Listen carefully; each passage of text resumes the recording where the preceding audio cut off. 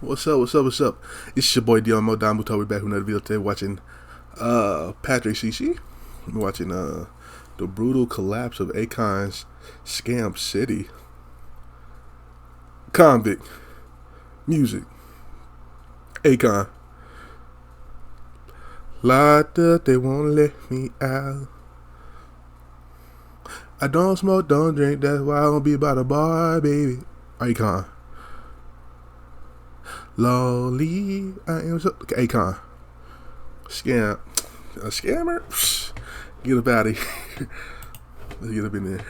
In 2020, rapper Akon made an announcement that he was building his own $6 billion future city in Africa that looks like the hybrid of Dubai and the fictional city of Wakanda. Akon City is where innovation meets luxury, with 5 distinct districts designed to redefine urban living. See the African Village District, where modern waterfront homes beckon, and a sprawling, all-inclusive resort awaits your indulgence. Experience exhilaration in the Entertainment District, boasting a cutting-edge multi-purpose stadium and a colossal casino for endless excitement. Witness the future unfolding in the Tech District, poised to become the Silicon Valley of Africa, where groundbreaking technologies shape tomorrow's world. And of course, the essential Health and Safety District, because public services such as police stations, fire departments, and a general hospital are key to residents' quality of life. The Education District will provide comprehensive learning opportunities for both children and adults, ensuring growth and development for all. And lastly, the glamorous Sennewood District, which features 4 state-of-the-art filming studios, offices, and residential spaces, all culminating with the iconic Akon Tower piercing the skyline to glorify the genius who created this futuristic urban oasis. For the past 4 years, Akon and his team have been preparing the city to be ready for you to experience by 2024. And just 4 years later, this is what Akon City looks like today. Damn. Lies, corruption, collusion, a shady cryptocurrency, stealing native land. These are just a few of the villainous acts Akon has been accused of during this disastrous project. At first, many of his supporters saw him as a noble man making valiant efforts to create a real-life utopia, but now they question why the guy who believes that all men are divine kings to be worshipped by women wants to create and lead his own city. But before we get into the fall of Akon City, it is important to understand the actual amazing achievements Akon has made for over a dozen African nations. After Akon made millions of dollars in the music industry, he wanted to extend resources to Senegal, which is where he is from. Growing up, Akon knew the struggles of living in the dark once the sun went down. The town in Senegal that he grew up in, like many others, had no access to running water or power. Local economies were forced to shut down businesses when the sun set, and families were constrained to candlelight and kerosene lamps to complete their nightly tasks, resulting in over 3 million deaths each year from harmful fumes and fires. In 2014, Akon Lighting Africa was launched. In the first year of Akon's Lighting Africa project, he brought solar energy to 14 different African nations. And although his intentions were noble, he had to implement borderline unethical strategies to convince nations to invest in solar. But before we get into that, a quick word from today's sponsor, Cook Unity. Cook Unity is the first chef-to-you meal delivery service, made up of over 70 chefs who believe that great food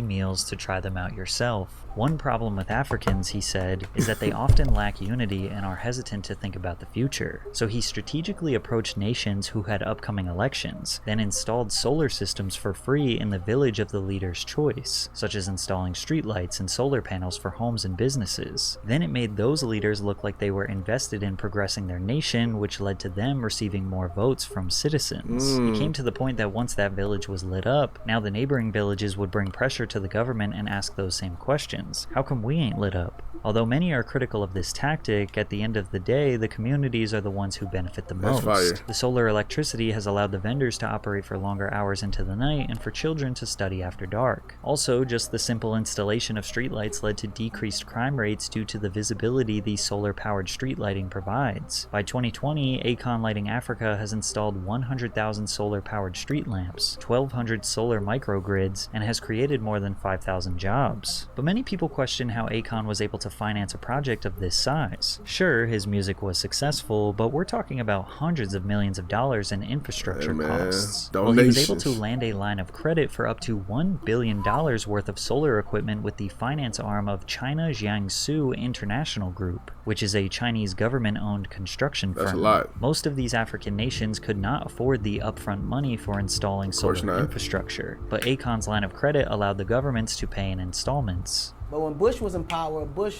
created a 200% tax on all solar or all solar-related renewable energy coming into America. So all that investment, those billions of dollars of investment that China put into this was just sitting in factories and sitting in China, couldn't be used. So I took advantage of that and went down to China and to partner with some of those companies that couldn't use all that, investment that they already put for Europe and America. Because of Akon's efforts, an estimated 28.8 million people can now enjoy the same benefits of electricity that much of the world has enjoyed for decades. You've always said that China has done more for Africa than any other country. I mean, it's true. That's not something anybody can argue with. Yep. I mean, they can't lay down infrastructure. It's sad, but hey. Did something that the European countries been around for 400 years and did nothing. That's why you see Africa now hasn't been developed. This was the responsibility of France, Great Britain, Italy, Germany. These guys have been in Africa forever, and it's never been developed. China just started putting interest in Africa. Now you have roads, roundabouts, like they're actually putting structure down. Now, China has been investing in Africa since the early 2000s, but their interest has dramatically increased in the past 10 years, having loaned $170 billion to 49 different nations. And while the Chinese government investing in Africa is a major step forward into the advancement of those nations, some people think that they have a secret evil motive behind their interest. Now, obviously, these Chinese investments need to be paid back. The problem is that Africa's total debt from 2000 to 2022 is around $1.8 trillion, which is 300% higher than Africa's GDP growth rate in the same amount of time. Basically, they're in a lot of debt and don't have a stable way to pay back the money. But that might be exactly what the Chinese government wants. Debt trap diplomacy, or the Chinese debt trap, is essentially their strategy of building expensive infrastructure and assets that these African nations cannot afford, secretly hoping that they will stop making payments and then China will take control of their land or assets that they just built. Now, why would China want to control a bunch of land, resources, and assets in the middle of Africa? Your guess is as good as mine. But these theories were spawned after an investigation into these loan documents. In one report which analyzed 100 Chinese contracts,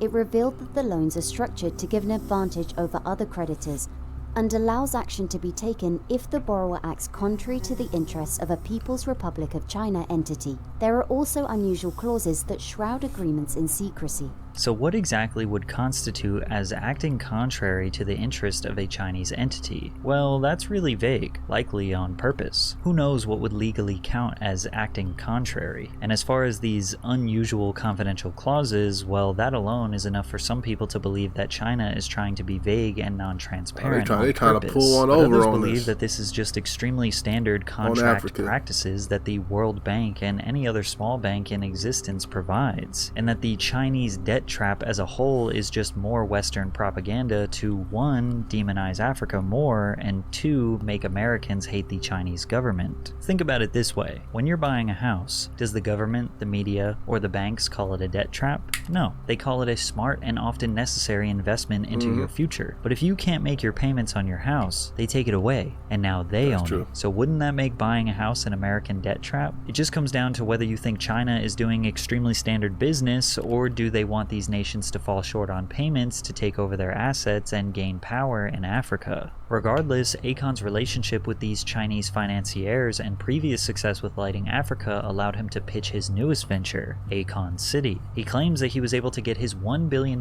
credit line raised to $5 billion with these Chinese investment groups. Following the announcement of the city, Akon went on a publicity tour promoting the new project. The president of Senegal gave you 3 square miles of land.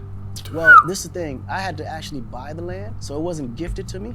But what the president and the government are doing, they're actually laying the foundation for all the infrastructure on the land. The basic sewage, electricity, things like that. All the things that have to be set forth for me to build the city on top of. Okay. Akon had a plan. For, support. The city will be built on a 3 square mile plot just 60 miles from Dakar, the capital and largest city in Senegal. Now 3 square miles is not a ton of land, that's 2,000 acres or a little more than double the size of Central Park in New York City. However, Akon says this version of the city is just phase 1 of a multi-phase plan. He also announced during this time that Akon City would operate fully on their own cryptocurrency called Akon. Akon is a stellar-based cryptocurrency designed to fuel rising entrepreneurs in Africa and beyond. Akon will be used as a common medium of transfer between Africa's 54 countries, each with its own volatile currency, allowing African citizens and entrepreneurs to engage with the digital economy with only a mobile phone. People don't always have access to, bank accounts and so forth, but everybody has a phone. Everybody has a phone. So with the phone, you can make payments. Absolutely. And that's how it all kind of fits in. That's where it makes all the sense in the world. Okay. Akon is not a groundbreaking technology. Many Africans have adopted crypto for everyday use as it is generally more stable and flexible than their country's native currency. But even before crypto was adopted, over 50 million Africans use M-Pesa or mobile minutes, which is kind of like the Cash App or Venmo of Africa. Okay. Millions of Africans can transfer money to family members in different countries or pay for goods and services with ease using M-Pesa. It would be significantly easier for Akon City residents if the country was built around a more commonly used cryptocurrency or just sticking with M-Pesa. So why Akon? How much Akon do you actually own? I mean, I am the bank.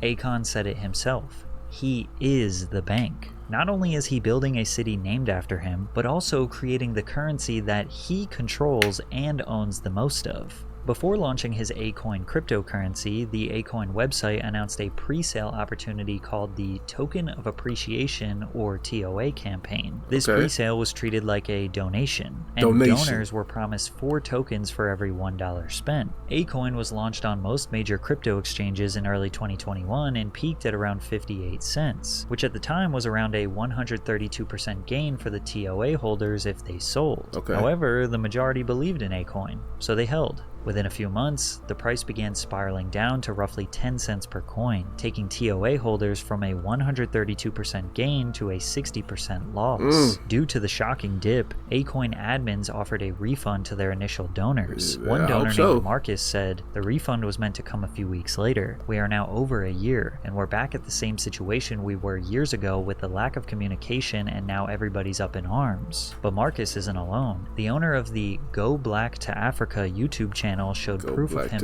emailing Akon admins only to be ignored for years. The YouTuber wrote to Andrew of the Akon Foundation requesting a refund on December 19th, 2021. Andrew replied 22 days later and said that the YouTuber was added to the list for refund requests and we will be reaching out shortly regarding further details on how to proceed. The YouTuber provided his physical mailing address, which Andrew claimed was the next step towards a refund, only for him to be ignored for 4 months with no refund, and now it has been 3 years and still no refund. Damn. When Akon was asked about these refunds, he said he had no idea there was any problems. Because I know all the people that I know that was on record. We definitely met with everybody, and this was the agreement that was actually agreed on. So if there was anyone outside of that, I definitely wasn't aware. And those people who asked for their money back and were expecting a year ago, when will they receive that money? Well, that I'm just literally on everything finding out. So I'm gonna definitely get more involved and figure out what that's about. But we do have instruments in place to make sure those people are happy, even if I gotta go in my own pocket. But as far as we know, Akon has not come out of pocket to pay these people back. The coin eventually fell to $0.0029, which is essentially a 100% loss. At the moment, Akon is not listed on any cryptocurrency exchange, so nobody can buy it, sell it, or use it anywhere. It is worth nothing. Akon had appeared that he was doing a good job, but it seems though that he is just like most who would want to use Africa only for his own benefit. As if it couldn't get any worse, Akon City today is an utter ghost town. Last year, this picture went viral of one singular Minecraft concrete brick laid in the center of Akon City, showcasing an extreme lack of progress being made considering the fact that Akon said the city would be done by 2024. However, there is a little more than just this one stone. Today in 2024, you can see the first completed building, an extremely standard and non-futuristic building that they say is a recreational center. There's also another small, barely elaborately constructed building with a spiral staircase, which, to be fair, does look like a small version of what the original vision depicted. However, 99% of the land remains vacant with wild cattle grazing. Yes, technically construction has begun, but as you can see, this is a far cry from the futuristic megacity we were promised. Akon blamed the pandemic, saying everything will be pushed back by 2 years, which doesn't really make sense considering he announced Akon City to the international media when the pandemic was at its worst moments. The unfortunate part about the land that's just sitting unused is that the land belonged to several hundred people who are still owed compensation from the Senegalese government. The first phase of Akon City was supposed to be built on 55 hectares of land secured by SAPCO in 2009, eventually expanding onto a further 500 hectares by the end of the decade. Macky Sall, the president of Senegal, said, "My problem concerning the land is not with Akon. My problem is concerning SAPCO, because it is them who took the land from the villagers." Originally, the Senegalese government's tourist board, SAPCO, was backing the project, saying, "We believe in Akon City and we are all supporting Akon so the Akon City will come to life. It will attract tourists and investors in the region, and SAPCO is fully committed to the success of this project." But most recently, they have sent Akon a formal notice that if the project has not advanced by next year, its contract with him will be terminated. And since Akon has massively overpromised and massively underdelivered, people are starting to question his intentions in the first place. "I plan to retire in that city," he says confidently. "I don't like to use the word king of the city, but that's what it will turn out to be." Words like this have made some people believe that Akon City is just an empire to inflate his ego at best and a corrupt billion-dollar scam at worst. Additionally, Akon's views of the Western world's morals and gender roles has made people disagree with him as a leader. But what happens in today's society, the woman chooses which role she want to play. In the last 10, 15 years, I haven't met a woman that can actually cook. I haven't met a woman that actually wants to clean the house. I can, man, bro, I've met the baddest bitches on the globe and asked to go to the bathroom, and the bathroom looked like shit. Hair all over the place, all kind of products. Like, come on now. That's a natural instinct. That's a natural instinct. I'm with you. Maybe this could just be a joke, but Akon does follow a very non-Western style of raising his 9 children with 7 different women. Shit. Time you're at every single recital. No, that's a white man's thing. Who cares a fuck about a recital? The reason why people like me can't spend every single day and minute with their children is because the mother's job is to be there with the children. I'm the man. My job is to provide comfort so the mother can provide. Okay, before people like, oh, he's the, and of course, Akon has lived in America for a long time, but